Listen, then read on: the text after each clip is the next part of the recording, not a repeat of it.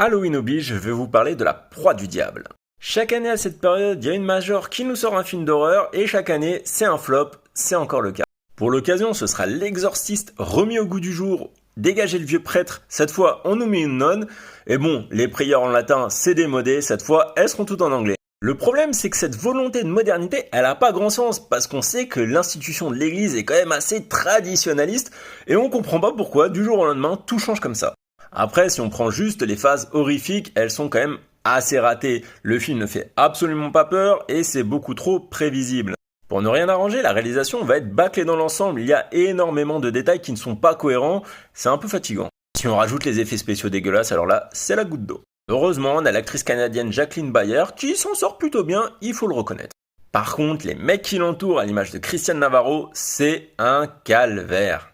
Vous l'avez compris, j'ai trouvé ce film horrifique vraiment mauvais, je ne vous le recommande pas.